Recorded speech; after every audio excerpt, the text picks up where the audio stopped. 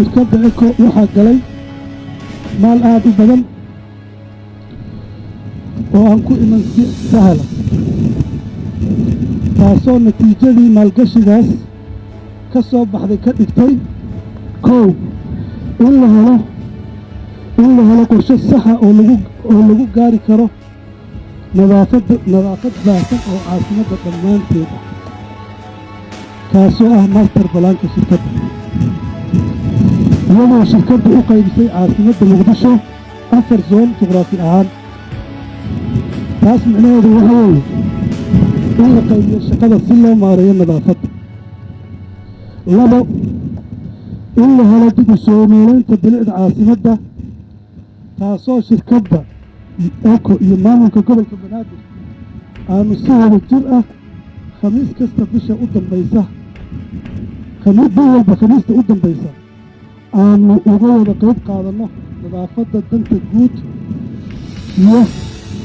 soo celinta bilicda caasimadda sida waddooyinka waxaa wax lagu faanaa oo aanu maanta ku faanaynaa waddo 20 sano in ka badan aan la marin inaannu qayb ka noqonno in maanta waddadaa la isticmaalayo oo la marayo gaadiidka iyo dadkuba ay marayaan waxaa gacan naga siiyey hawshaan iskana kaashanay gobolka banaadir oo gobolka banaadir la'aantii maanta shirkaddu meesha ay joogto aynan gaadheen muruqeeniyo xoogeeniyo maskaxdeenna isu geeyay magaaladeena qurxiyay sidii muraayadoo kale magaaladeena qurxiyay waxaa sharaf weyn noo ah maanta inaan soo gaarno marxaladdan oo muddo 4 bilood ah istaraatiijiyad iyo qorshe howleedkii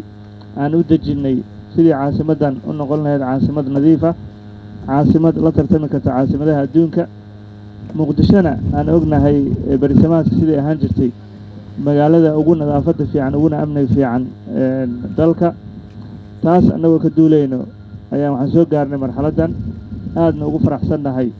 maamulkii gobolka banaadir maamulka degmooyinkii iyo waaxyihii dhammaan bulshadii gobolka banaadir oo diyaar u ah in nadaafaddii la dardargeliyo si loo helo nadaafaddii ay istaaheshay caasimaddan nadaafaddu waa shay qaali ah waa imaamka barkiis waa wax waajib diini iyo waajib muxuu ahaa qof walboo mas-uuliyad ka saaran tahay nadaafaddu waa muhiim waxay u tahay caafimaadka waxay u tahay bulshada waxay u tahay qabka soomaalida oo ah dad aad iyo aad isla qiimo badan qiimahaaga micno ma samaynayo haddii gurigaaga hortiisii ay wasaq dhooban tahay qiimahaaga iyo sharafkaaga iyo karaamadaada waxba ma samaynayo haddii waddada aad maraysay ee qashin yaallo si haddaba taas looga qayb qaato waxay u baahan tahay qof walbo kaalintiisa inuu ka qaato bulshada waxaan uga digaynaa in cid allaale ciddii ku xadgudubta awaamiirta aan soo saarnay cid allaale ciddii qashinka cid kale ku xawisha ama waddada isaga daadisa in tallaabo sharci laga qaadi doono oo ugu horreysa ganaax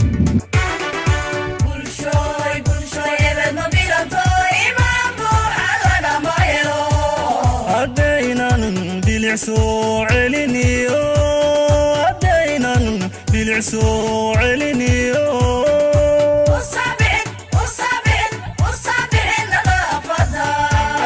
inuu bilaa magaalada waxaa sharaf weyn inoo ah inaynu maanta ka soo wada qayb galno xafladda daahfurka toddobaadka nadaafadda gobolka banaadir sidoo kalena aynu indhaheennu ku aragno maalgashiga ballaadhan ee shirkadda eko ay ku samaysay in ay ka qayb qaadato shaqadii horena u waday oo ay sii ballaadhinayso ee ah nadaafadda caasimadda waxaynu wada ognahay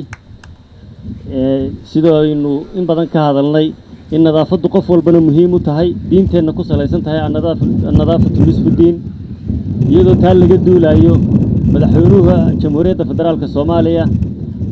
markii xilka loo doortay oo xukuumadda la dhisayba waxa uu amar ku bixiyey in laga shaqeeyo horumarinta iyo wanaajinta bilicda caasimadda bilicda gobolka banaadir oo sidii ay ahaan jirtay iyo sida caasimadaha dunida ee aynu la tartamaynaa ay yihiin aynu ku soo celinno waxaan u hambalyeynayaa shirkadda maalgashiga ay samaysay waxaan u hambalyeynayaa gobolka banaadir ugu dambeyntii waxaan ku dhawaaqayaa toddobaadka bilicda ee gobolka banaadir ee caasimadda inuu si rasmi ah inoogu bilaabmay inoona furan yahay